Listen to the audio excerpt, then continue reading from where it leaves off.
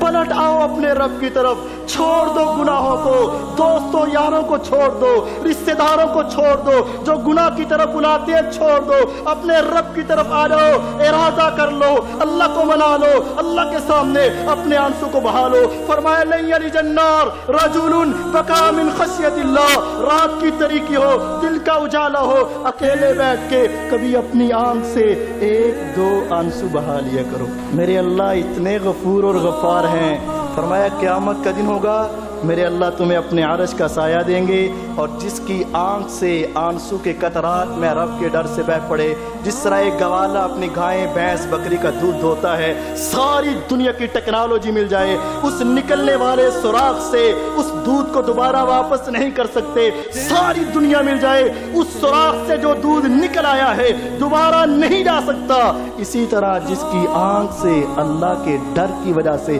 آنسو نکل آئے وہ جہنم میں نہیں جا سکتا۔ میرے اللہ اتنے مہربان۔ لیکن اگر تم نہ مانے،